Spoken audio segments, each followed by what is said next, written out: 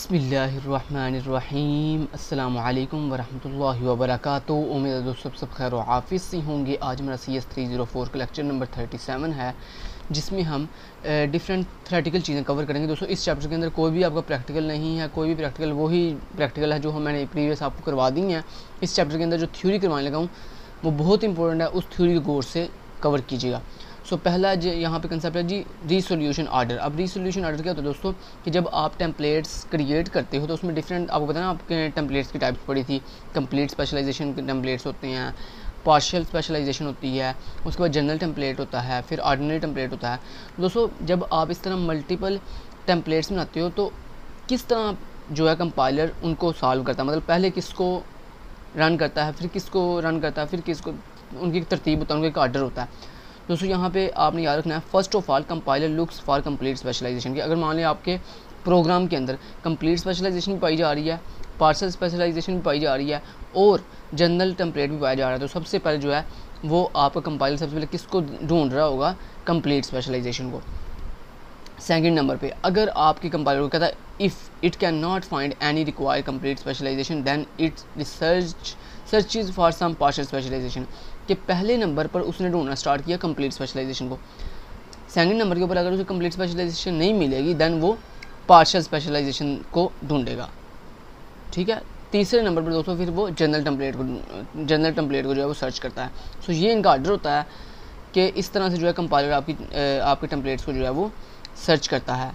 तो फिर दोबारा रिपीट करता हूँ, पहले नंबर पे कंप्लीट स्पेशलाइजेशन, दूसरे नंबर पे पार्शियल स्पेशलाइजेशन और तीसरे नंबर पे जनरल टेम्पलेट। नेक्स्ट हमारे पास आ जाता है फंक्शन टेम्पलेट ओवरलोडिंग। ये एक डेफिनेशन है important.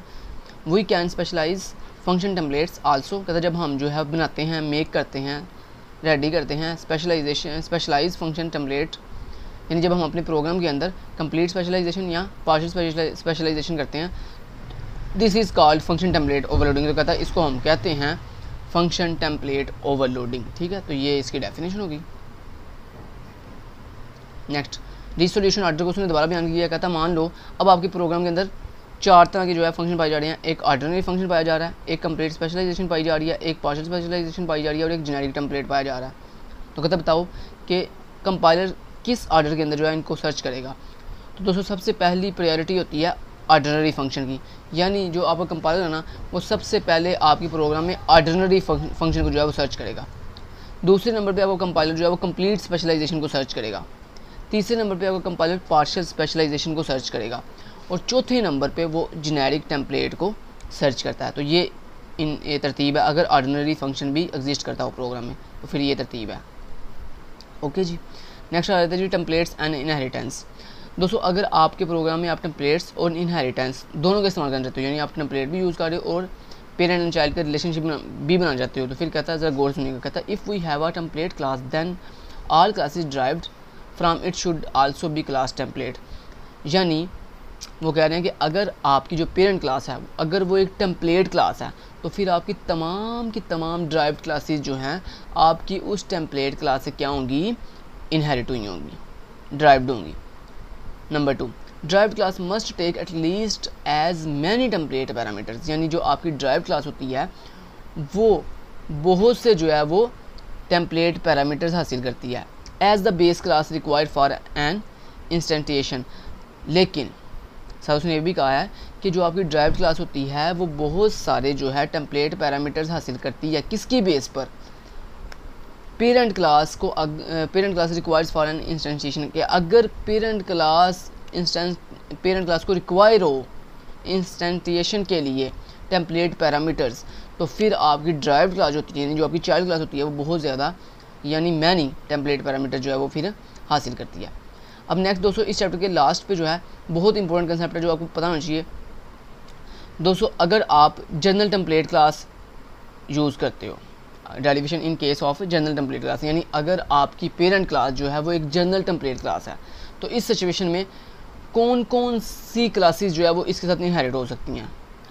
First of all a class template में inherit from another class template, यानी अगर आपकी जो पेरेंट क्लास है वो एक जनरल टेम्पलेट क्लास है तो फिर उसके साथ जो है क्लास टेम्पलेट जो है वो इनहेरिट की जा सकती है। पार्शियल स्पेशलाइजेशन में inherit from a class template, यानी आपकी क्लास टेम्पलेट से पार्शियल स्पेशलाइजेशन भी इनहेरिट की जा सकती है, बट कंप्लीट स्पेशलाइजेशन और ordinary class can not inherit from a class template, कि आपकी जो कंप्लीट स्पेशलाइजेशन होती है और जो आपकी ऑर्डिनरी क्लास होती है वो कभी भी टेम्पलेट क्लास से इनहेरिट नहीं होती। सो ये आपका एक क्वेश्चन हो गया बहुत इंपॉर्टेंट, कि अगर आपने पेरेंट क्लास आपकी क्लास टेम्पलेट है, क्या है, क्लास टेम्पलेट है, तो उससे क्लास टेम्पलेट से क्लास एक दूसरी क्लास टेम्पलेट्स इनहेरिट की जा सकती है, या फिर पार्शियल स्पेशलाइजेशन वाली क्लास इनहेरिट की जा सकती है, जबकि कंप्लीट स्पेशलाइजेशन और ऑर्डिनरी क्लास जो इनहेरिट नहीं की जा सकती। ठीक है जी। सेकंड क्वेश्चन आ रहा जी कि अगर आपकी जो पेरेंट क्लास है अगर वो पार्शियली स्पेशलाइज्ड क्लास हो, यानी आपकी जो पेरेंट क्लास है अगर वो पार्शियली स्पेशलाइज्ड क्लास हो तो उसके साथ कौन कौन सी चीज़ें इनहेरिट हो सकती हैं, वो देखते हैं। कहता है क्लास टेम्पलेट में inherit from a partial specialization, तो ये तो जनरल बात है, ऊपर हमने पढ़ के भी आए हैं कि अगर पार्शियल स्पेशलाइजेशन जो है वो क्लास टेम्पलेट से इनहेरिट हो सकती है, तो फिर सारी बात है क्लास टेम्पलेट भी पार्शियल से इनहेरिट हो सकती है। सो पहला कंसेप्ट ये आता है कि अगर पेरेंट क्लास जो है वो आपकी पार्शियली स्पेशलाइज्ड क्लास है तो आपकी टेम्पलेट क्लास जो है वो इनहेरिट हो सकती है, यानी वो चाइल्ड बन सकती है पार्शियल स्पेशलाइजेशन की। नेक्स्ट, पार्शियल स्पेशलाइजेशन में inherit from a partial specialization, यानी एक पार्शियल अगर आपकी पेरेंट क्लास जो है पार्शियल स्पेशलाइजेशन है और आपकी जो चाइल्ड क्लास है वो भी पार्शियल स्पेशलाइजेशन है, तो कहता है आप अपनी चाइल्ड क्लास जो है पार्शियल स्पेशलाइजेशन है उसको पार्शियल स्पेशलाइजेशन वाली पेरेंट क्लास से इनहेरिट कर सकते हो, बट कंप्लीट स्पेशलाइजेशन और ordinary class can not inherit from a partial specialization, यानी आपकी जो कंप्लीट स्पेशलाइजेशन वाली क्लास होती है और जो आपकी ऑर्डिनरी क्लास होती है ये ना तो आपकी क्लास टेम्पलेट से इनहेरिट होती है ना ही आपकी पार्शियली स्पेशलाइजेशन क्लास से इनहेरिट होती है। ठीक है जी। तो ये दो क्वेश्चन आपने कवर कर लिए। तीसरा क्वेश्चन है जी derivations in case of completely specialization class, के अगर आप वो कह रहा है कि अगर आपकी पेरेंट क्लास एक कंप्लीट स्पेशलाइजेशन क्लास है तो फिर कहता है इससे कौन कौन सी चीज़ें इनहेरिट हो सकती है। कहता है आप पार्शियल स्पेशलाइजेशन में inherit from a complete specialization, कि आपकी पार्शियल स्पेशलाइजेशन वाली जो चाइल्ड क्लास है वो आपकी कंप्लीट स्पेशलाइजेशन वाली पेरेंट क्लास से इनहेरिट की जा सकती है। उसके बाद कंप्लीट स्पेशलाइजेशन में inherit from a complete specialization, तो ये तो जनरल बात है कि अगर आपकी पेरेंट क्लास कंप्लीट स्पेशलाइजेशन है तो सारी बात है भाई जिस टाइप की क्लास हो उससे उसके साथ उसी टाइप की जो है वो चाइल्ड क्लास इनहेरिट की जा सकती है। सो कंप्लीट स्पेशलाइजेशन वाली चाइल्ड क्लास जो है वो कंप्लीट स्पेशलाइजेशन वाली पेरेंट क्लास से इनहेरिट की जा सकती है। नेक्स्ट आ जाता है जी ऑर्डिनरी क्लास में inherit from a complete specialization, कि जो ऑर्डिनरी क्लास होती है वो भी इनहेरिट की जा सकती है किससे, कंप्लीट स्पेशलाइजेशन वाली क्लास से। ओके जी, पेरेंट क्लास से। नेक्स्ट आ जाता है कि अगर आपकी पेरेंट क्लास एक ऑर्डिनरी क्लास है तो उससे क्या क्या इनहेरिट हो सकता है। कहता क्लास टेम्पलेट में इनहेरिट फ्रॉम ऑर्डिनरी क्लास, की जो आपकी क्लास टेम्पलेट चाइल्ड क्लास होगी वो आपकी ऑर्डिनरी पेरेंट क्लास से इनहेरिट की जा सकती है। पार्शियल स्पेशलाइजेशन में इनहेरिट फ्रॉम ऑर्डिनरी क्लास, की जो आपकी पार्शियल स्पेशलाइजेशन वाली क्लास होती है वो आपकी ऑर्डिनरी क्लास इनहेरिट की जा सकती है।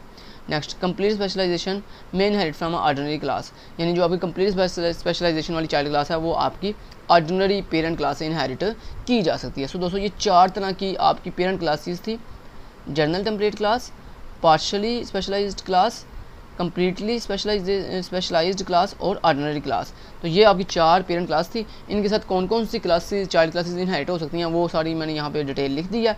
सो ये बहुत इंपॉर्टेंट MCQs भी हैं, ये शॉर्ट क्वेश्चन भी आपको बहुत इंपॉर्टेंट क्वेश्चन है लेक्चर 37 का। सो उम्मीद करता हूँ आपको इनकी समझ आई होगी। Thank you so much. Till then guys, take care, Allah हाफिज़।